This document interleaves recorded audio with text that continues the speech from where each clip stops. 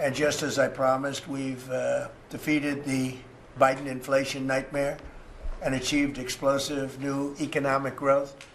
The Atlanta Fed is predicting an astounding 5.4% GDP growth in the fourth quarter, and that's despite the fact that we had a Democrat shutdown. We would have had, that number would have been 7%, which is a number nobody's ever heard of. And we've been given great national security because of tariffs, and we've also been given unprecedented income because of tariffs. Part of the income that we gave, $12 billion, we gave to the farmers of our country. So that yesterday I was up in Iowa, and they were very happy, yeah. Madam Secretary. Yes, sir. They were very, very happy. They were great. So the GDP growth in the fourth quarter was great. And it's going to be, I think we're going to have an amazing and incredible year. Hopefully we won't have a shutdown. We're working on that right now. I think we're getting close. The Democrats, I don't believe, want to see it either. So we'll work in a very bipartisan way. I believe not to have a shutdown. We don't want a shutdown. And just yesterday, the S&P 500 hit 7,000 for the first time ever. There's never been any time at which it's done like that. And the other stocks also, I think it was 52 times for the Dow, had hit a record high. But the 7,000 was not a number that was even thinkable if you go back a year ago.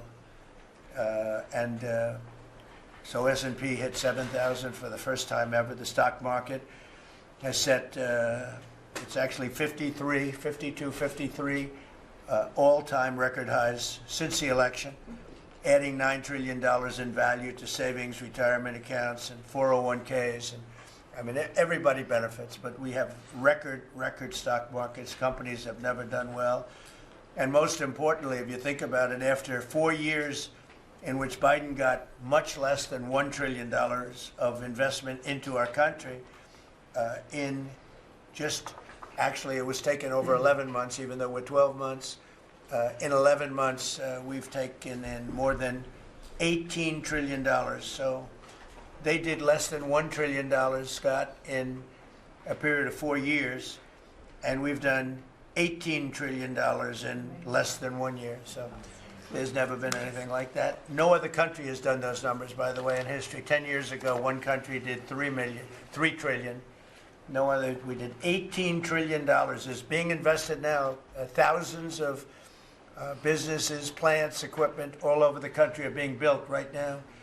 And they're going to be opening pretty soon. And when they open, you'll see numbers like nobody's ever seen before. The economy is doing amazingly well. I wish the press would report it, but people are finding out. They're seeing it. It's coming. It's becoming pretty evident. It's hard to hide. Biden inflation, which is really stagflation, cost the typical family $34,000. Think of that, $34,000. But after 1 year, growth in real incomes is outpacing inflation by more than $3,000 under Trump. So one cost $34,000 and one made $3,000. That's a big swing. Gasoline has plunged to, think of this, over $4 a gallon, depending on where you are. In California, it's $7, $8 a gallon. While I was in Iowa, and they had $1.85, because I had it at $1.99 a gallon. And I was corrected by two farmers that said, I just bought my gasoline for $1.85. So, Chris, you have to be doing something right, you and Doug, right? But I don't want to give you too much confidence. You got to keep it going. We're drilling, I think I can say we're drilling more than at any time ever in the history. We're taking out more energy out of our land, but specifically, if you look at oil and gas, we've never been anywhere even close. Is that a correct statement? That's correct. All-time records. Yeah, great. It's a great job. Well, it's supply and demand, so that's going down rapidly. And you know, when energy goes down, everything else goes down. They tried to do their thing. It was a disaster.